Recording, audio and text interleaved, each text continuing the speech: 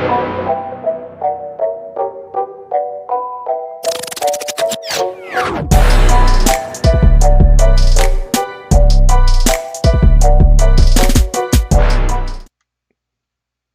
everyone, my name is Brandon, aka Smart Home Sellout, and today we're going to be talking about the MSR-2. It is a very small Mmwave sensor that allows, well, really a multi-sensor that allows you to really have some fine-tuned presence detection, whether or not you're talking about a person, a dog.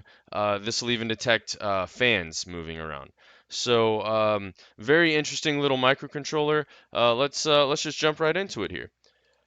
So first things first, I just want to explain kind of what all I plan on going over in this video. Basically, I want this to be a MSR2 primer video. So you watch this video, and at the end of it, you feel comfortable taking this sensor and joining it to Home Assistant and tuning it the way you need to, and it just working. So to do that, I want to go over our wiki. We're going to go over getting started article, CO2 calibration, and then configuring the sensor either via Home Assistant or the HLK Radar Tool app, which is actually an app not made by us or made by Apollo. It is actually made by the guys who make the LD2410B Mmwave sensor inside of this. So we're going to go over the wiki. Let's see. We're also going to talk about what all this LD2410B sensor can do inside of here. It has gates, zones, and the ability to see through drywall and various other uh, things. So I also will be talking about the benefits of mmWave over PIR, such as being able to see through a shower curtain, able to detect short, medium, or far, and able to tune out false positives such as fans or animals laying in front of the sensor to where it could pick up that still energy. And then finally, we'll be talking about the different ways to mount this guy. Whether or not you're using the outlet mount, which I really like myself. We also have the option to use these various little add-ons, whether it's USB C female or male, or this little 90 degree. Um, we basically are able to, and I'll actually just show you here real quick.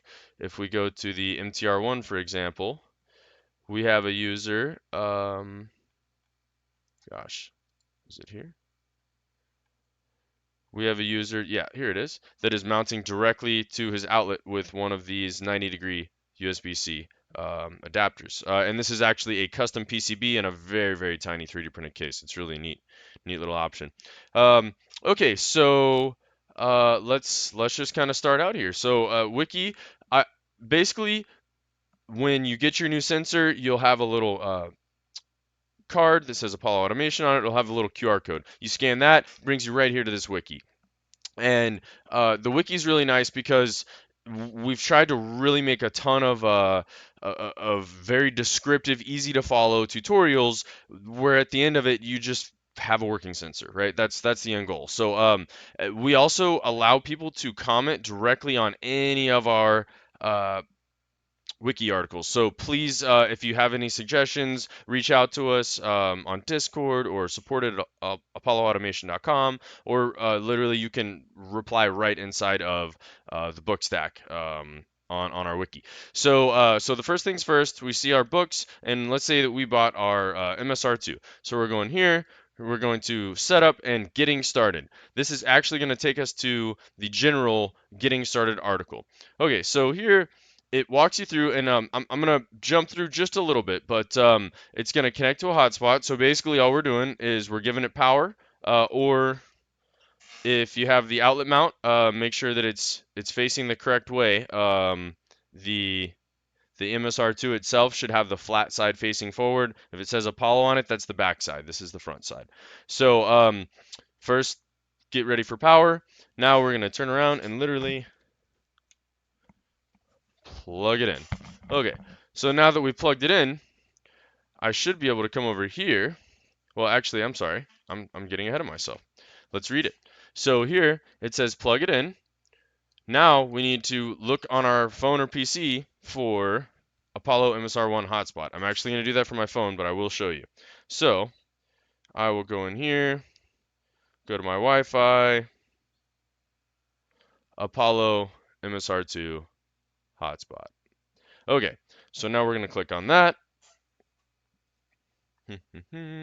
And it says, of course, it should automatically pop up, and it probably will for me here. But I have noticed on iPhone that sometimes it doesn't. So now look, it shows us connected, but nothing popped up here. So now what we're gonna do, we're actually gonna go to Firefox or your browser, Safari, Chrome, and we're going to type in exactly what it says here, 192 HTTP, and then a colon / 192.168.4.1. Okay, now it will show us a list of all of our access points here. Yours, really, you don't necessarily need to see this. It's the same exact one that it's showing us here. Okay, so now we're just going to choose ours. So we're going to choose the one that says, your normal network, whatever your Wi-Fi is. It'll have a name here. So I'm just going to click on one. And I'm going to fill out my Wi-Fi on it. Okay, so at this point, it says it will now try to connect to the network. Please give it some time to connect. And pretty neat here, if we go back to our Home Assistant, we now see a new device on the network. So you really should follow this because it helps walk you through all this. I just want to give you at least a very quick primer letting us know, okay, we plug it in, we connect to this, boom. Okay, so now we'll go ahead and click configure, submit, finish. Okay, so now we've done that. Now at this point, technically the sensor is inside is inside Home Assistant and we're ready to go. It's this guy right here. I came to settings, integrations, I looked for ESPHome because it's an made for ESPHome device, and I clicked on this new device that we just added. So at this point, we technically have it in Home Assistant. It's detecting things. If I walk over here, boom, it detects in zone 1 and zone 2. Okay, so now we have a working sensor. However, we haven't done anything to really fine tune the sensor, right? And we also aren't able to do updates with our current update platform. So let's get it added to ESPHome now. And that's actually in this as well. It's showing how to adopt our sensor. So if we look here, it said that we connected through our hotspot. Now it should show up in Home Assistant, and we just did that, okay?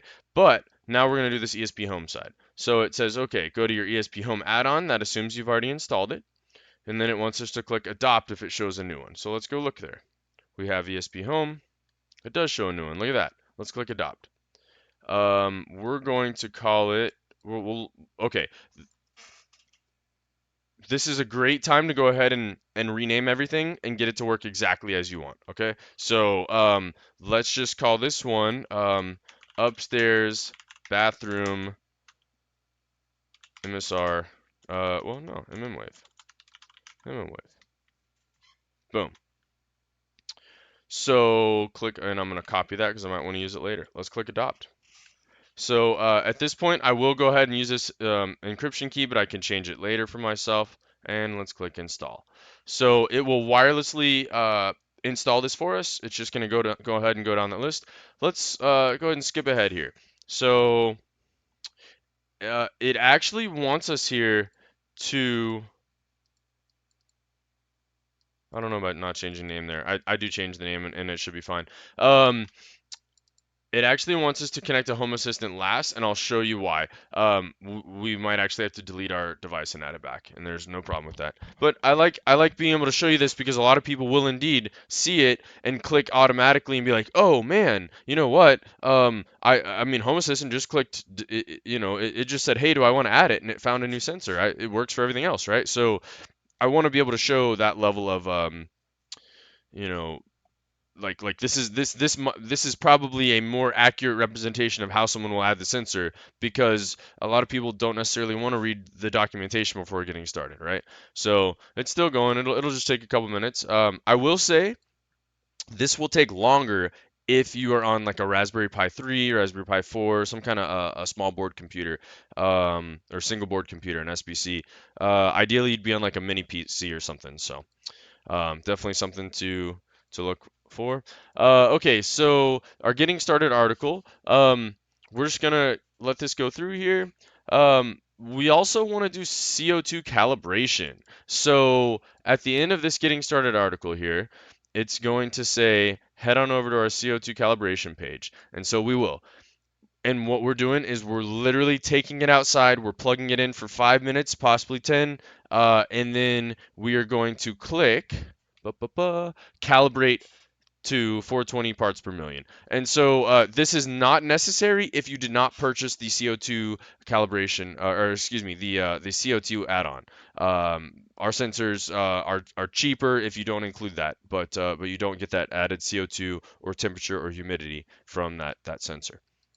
Okay, so let's see where we're at here. All right, it does not matter that error logger is not configured. This is normal. We have removed loggers so that we can fit more things on the little super tiny microcontrollers. It does tell us OTA successful, so that's all we need. So at this point, we now have this new, what did we name it again, guys? It is the upstairs bathroom Mmwave. Okay, so there's a couple of things here. If you notice, this still shows this old YAML file. So this is not necessary, but it bugs me and I want to fix it. So let's go over here to Studio Code Server.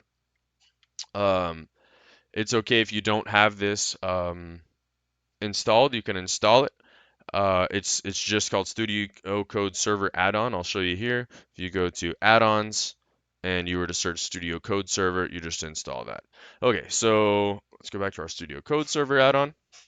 And if we look in ESPHome, and be very careful, this is super easy to screw stuff up. Don't if I type stuff over here inside my notify YAML, I mess something up, right? So please be careful doing that, or please be careful in here. So we're now in ESPHome, and look at this. We see that really long, scary looking um, name. Okay, so we're actually just going to right click here and we're going to rename it, and we're going to call it upstairs bathroom Mmwave YAML. And I'll go ahead and copy that for later. Okay, so now if we look in our ESPHome, okay, so if you notice there, it actually showed a dock. Sorry for not mentioning that. I hit F5, which is the same as hitting refresh here, and then it refreshed itself. Basically, it thought that there was a new device, but then once I refreshed itself, boom, it knows. Okay, so now we see upstairs bathroom mmwave.yaml. It's exciting. Yet it still knows it's an Apollo MSR-2. Okay, our next steps, we actually want to rename it here as well because we've given it a friendly name, so that's what it shows up on inside of Home Assistant. Well, I'll show you here. So if we search MSR2, where's the other one? This guy. If we search the MSR2, it says upstairs bathroom and Mmwave, but if we look at each one of our entities, it's this long MSR2 underscore blah blah. That's not a very descriptive entity, and I don't like that. So the best way to do this here is just to type in upstairs bathroom and Mmwave, and that's our new full name. And what's neat is this actually becomes our new host name as well, and I'll show you why that's useful in a minute. So we're going to click save, we're going to click install wirelessly. Now we're going to let it go through its thing again. It should be quicker this time because it doesn't have to recompile things that it already did in the past and saved. So at this point, this is really more, I don't know, kind of taking full control of your sensor and kind of naming it the way that I personally consider a little bit easier to use. And again, guys, when we see something yellow like this, not a big deal. Just keep it going. Let's see here. So, we've gone over getting started article. We've done CO2 calibration. The wiki final steps that I wanted to go over here. Actually, not sensor definitions yet. I want to do configuring the sensor via via Home Assistant or the HLK Radar Tool app. So basically, anyone who buys any of our MSR-1 or MSR-2 sensors, it's fine if these say MSR-1 in the video. MSR-1 has the identical Mmwave sensor inside of it that actually does the sensing for it. These two videos are basically everything that you should need to take a a sensor that is not or tuned out of the box and quickly tune it. And what this is doing is it's basically teaching you how to change these different gates and thresholds. Okay, so we've done and so honestly, I mean it's not a maybe. You absolutely need to either follow this tutorial, how to tune with Home Assistant, or you need to follow this tutorial and use the HLK Radar Tool app. This actually also has a built-in kind of like a auto detect option, and it goes over this, which is it's really neat. I mean, basically, it's like it's a self-tuning function. It's cool. So definitely make sure to go over that. Okay, so again, OTA successful. That's exciting. We can close out. And again, don't be sharing encryption keys. I'm just showing a tutorial, so it's all good for me. All right, so at this point, we actually now have a new name on our sensor, right? So if we did this first and we did not add the sensor to Home Assistant, I'll show you what that would look like. So right now, if we look at ours, we still have this MSR2 dash, and then the 6-digit little hexadecimal. Okay, so what I'm actually going to do here is I'm going to delete it. Boom, it's gone. Now I'm going to click F5 or I'm going to refresh here. And you know what? Actually, apologize. It will not automatically show up unless I restart. But I'm not going to do that. Let me just look up its IP address, and that will work instead. Give me just a second. Let's see here. Almost there.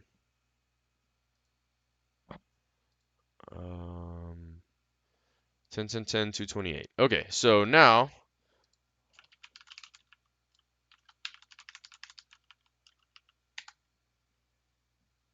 ta-da! So it found my sensor. Yours would just automatically show up again here, and if not, you would literally just restart Home Assistant. And when I say restart, I actually do not mean this restart, but I mean a full reboot of Home Assistant. Okay, so now if we go here and look in our integrations for ESPHome, we now have upstairs bathroom Mmwave. So it joined as that correct name, right? Now if we click on it and we look at something like say our light sensor and we look at its entity, look, there's now it doesn't say MSR underscore 2 underscore and then those random digits. It just says our sensor's name. So and that's really useful when we're turning around and creating automations or scripts or using them in our dashboards.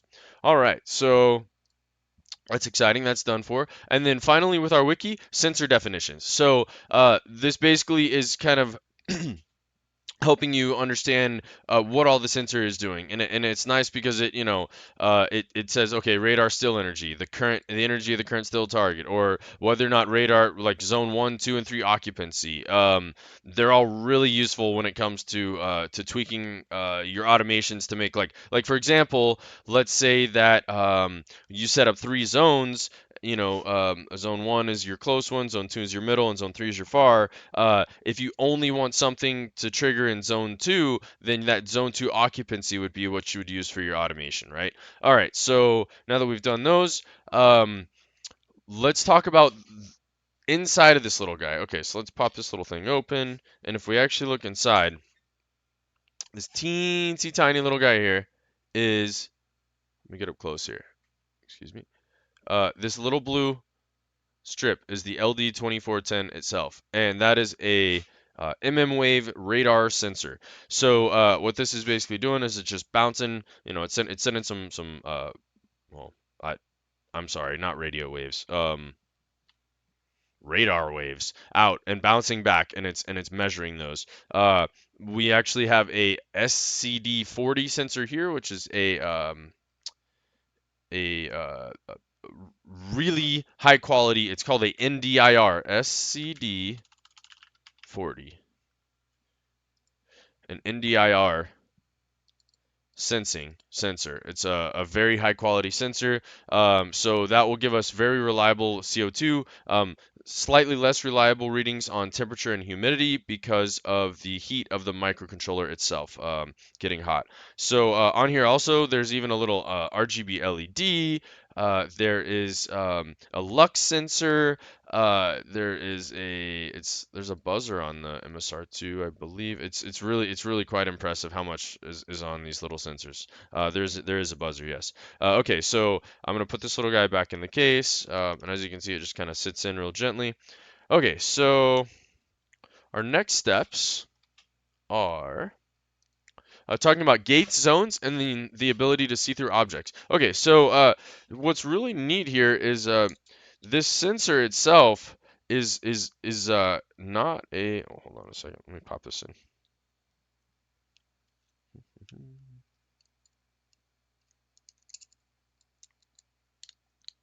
All right. Sorry about that. So the sensor itself is actually a uh, much better option over like a traditional PIR sensor, right? So your PIR sensor is a traditional like or aka a traditional motion sensor, and this is the Akara P1. It's still a nice sensor. But the issues are I'm sorry, I'm actually gonna go over that in a second.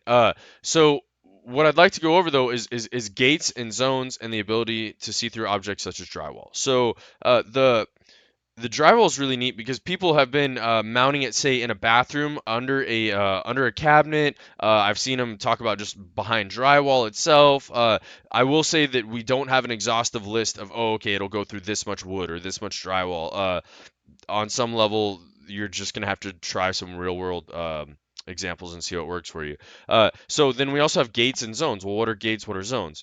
Uh, Zones are super simple. Just think of them. A zone is, I'm gonna go this far, and we'll actually show you here. There's a really really nice video, or two nice videos that they created. So, MSR2. Where are you? Calibrating. Right here. So, okay, so these two, he basically What goes about over, let's see zone? here. So he's basically showing us here, okay, zone one, will go from the sensor going outwards however far, and that's configurable. If we look in our definitions, we say what zone ends, where zone one ends, and zone two and zone three.